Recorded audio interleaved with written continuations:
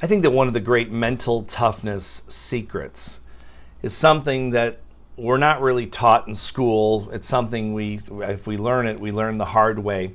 And that's this concept of loving yourself first. I don't mean being egotistical or narcissistic or, putting yourself above anyone else or anything like that. I mean being enough.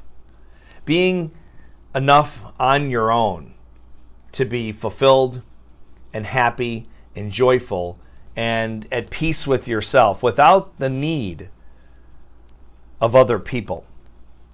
Now, we all, love to have other people in our lives that we love and we care about and all those things. But when we rely on their behaviors and their decision making and their value system and their actions, frankly, to make us fulfilled, to make us feel fulfilled or happy, or being able to experience peace of mind, we are compromised, seriously compromised, because people, as we all know, we're a mixed bag. All of us are. We're a mixed bag of biases, emotions, values, all these different things. We change, we evolve, we devolve sometimes, depending on our lot in life and the way we see the world and all these different things. I mean, people are complex. And so the point is that in this chaotic world of relationships, family, friends, colleagues, coworkers, fill in the blank, relying on other people for your happiness or sense of fulfillment is a bad strategy. Love yourself first. Be enough with yourself without the need for other people. Yes, you can want to have relationships, and relationships are, one of the great things in life. Obviously, the good ones are, the good relationships. But relationships, if you count on them, when they go south, can absolutely destroy you. I'm actually kind of fascinated. You're going up. I'm crowding 60 years old, which I can't even believe I'm saying, but that's the fact. And I'm actually astounded as I look back in my life at how many people that I really believed in and counted on, and was pretty sure that I understood and agreed with their value system. How many of those people actually let me down?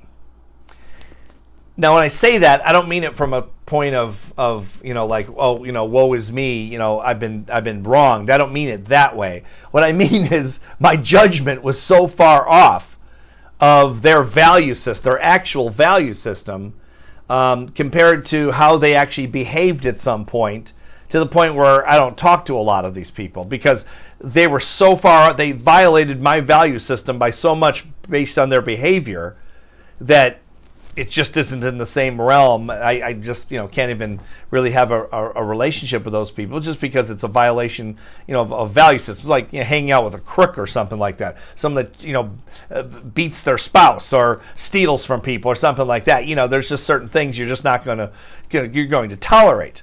And I'm astounded at how many times in my life I've been wrong about people's value system. It's pretty interesting because I really felt like I suppose I'm not the only person that feels like this, but the point of it is that it's easy to be wrong. And that is what it is. You can't control other people. And that's kind of the point of love yourself first.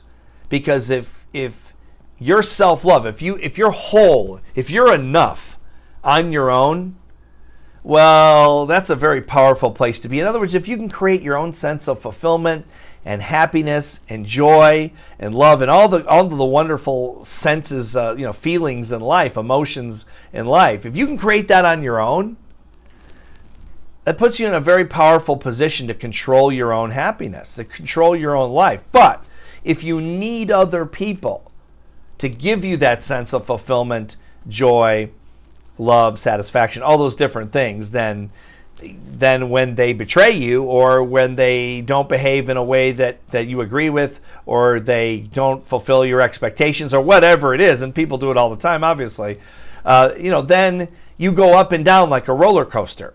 And I think that's one of the reasons people in the first world, such a large percentage of people in the first world, where these problems actually, we talk about things like this. We're not hunting for food all day and water. We're the luckiest people in the world, of course.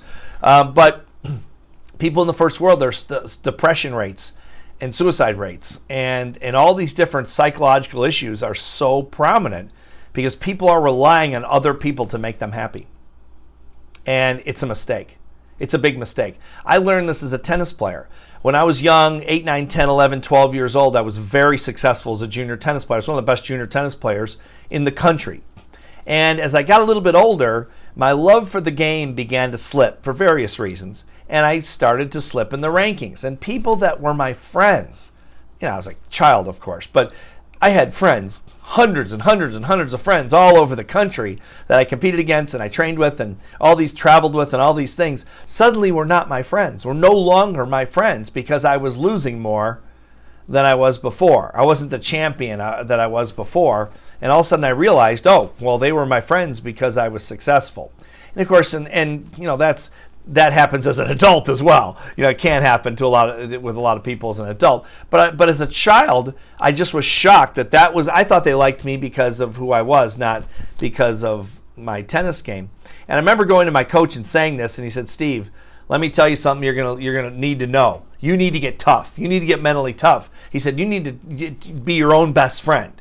You need to reconcile your wins and losses and your friends and everything in your life on your own.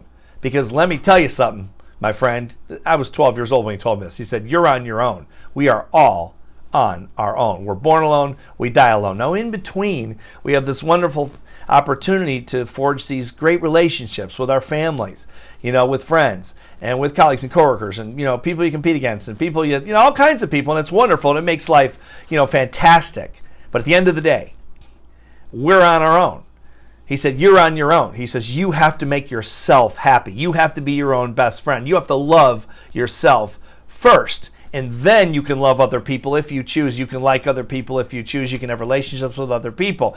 But never base your happiness on someone else." I remember this like it was yesterday. This is a long time ago. It was 50 years ago. Almost 50 years ago. And I remember it like it was yesterday because I never forgot it. And I based my whole life on this. And again, looking back and thinking about how so many people surprised me, and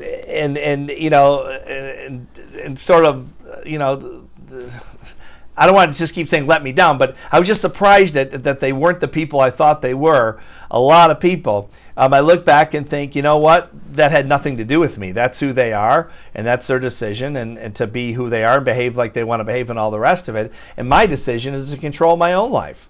And that's all. You can't even really be mad at people for being who they are. I can choose not to be around them, and I have for the most part.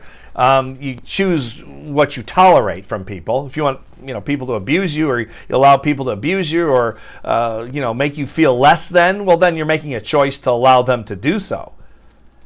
But so I've cut most of those people, all those people out at this point in my life, but I've always felt happy because of that. And not I shouldn't say always, that's an overstatement, but for the most part I've always gone back to that mental toughness secret that my coach taught me. Love yourself first. Be enough on your own. And then you can bring other people in. But if you need them for your happiness, you're screwed.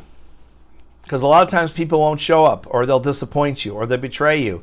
And you can go up and down like a roller coaster. And I really believe with all my heart that's why so many people are on antidepressants. So many people are depressed and down and dismayed about life because other people have let them down and they're not loving them. They haven't made a decision to love themselves first. Be enough on your own, and when people let you down, don't be surprised. Try not to be surprised. I've been surprised with it a lot as well, but try not to be, because that's what a lot of people do. They just, they go their own way, and they're responsible for their own lives. It doesn't have anything to do with you. It doesn't have anything to do with me. We control our own lives. Be responsible. Take responsibility for your own happiness. And I think when you love yourself first, you say, you know what, I'm going to take care of myself, and then I can take care of other people and love other people if I want to, or be friends with other people, whatever it is. But at the end of the day, you're born alone, you die alone, and you are alone. No matter what way you slice it, okay? And if that's enough for you, if you love yourself enough first for that to be enough for you, where you feel a sense of happiness and joy and fulfillment and all that. I'm not saying people don't add to it and make you happy or more fulfilled or more joyful. That's great. But if you're not enough on your own, you're compromised. So be enough on your own. Get that sense of self-love and happiness. And it's a wonderful feeling of empowerment. And I'll tell you, I'll owe my coach, he's been gone for a long time, passed away many years ago, but I'll owe him for the rest of my life for teaching me that lesson, because I took it to heart. And it's the reason I think I've been able to get through a lot of things in my life, just because I always go back and say their behavior has nothing to do with me. I'm enough on my own. I wish that person wouldn't have behaved like that, because I think my life would be even better, but my life's good enough on my own. I don't need other people for a sense of happiness, joy, and fulfillment. It's a very empowering feeling, and it gives you a sense of psychological and emotional stability I don't believe you can get in any other way, especially not with drugs.